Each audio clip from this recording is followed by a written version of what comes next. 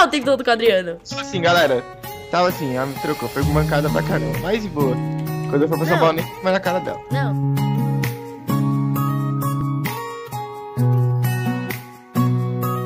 Então, próxima vez que você vir pra São Paulo, uns grudos de você. Não, você vai ficar... Olha o cara atacando aqui. Uma corda amarrada em mim, pra tá mim ferrado. mesmo não me apaixonar. Acreditar no amor só me fez chorar. Já Mano, até o Rezende, que é o Rezende, ficava me abraçando, falando comigo lá. O Rezende. Ficava. Nem olhou pra minha Não, cara. porque sabe o que aconteceu, galera? Sabe por que eu fiquei muito com receio de tipo, abraçar ele no domingo? Porque no sábado eu fui abraçar ele, sabe o que ele fez? Saiu do abraço. Querendo de novo. E agora o que faço? Eu me apaixonei. Não ter abraçado ele, aí ele chega agora e fala, porque eu falei, mano, se eu pudesse, teria te abraçado todo segundo do dia. Não quer nada sério e não dá fim, mas já me acostumei, isso já é normal pra mim.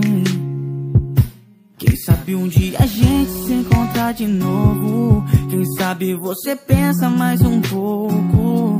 Sozinha no teu quarto e bate uma saudade e vê que sou seu amor de verdade.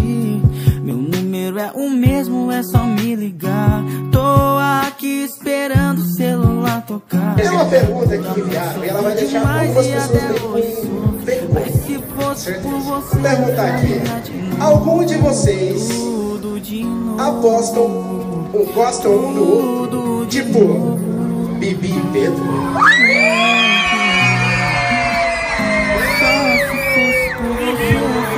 Olha só! Posso melhorar essa pergunta? Todo mundo quer saber por que os dois estavam de mão dada na live de 2 milhões, não é? Tá vermelho. Tá mais vermelho que nem então. Vamos lá então pra próxima. Você sumiu e até já sei.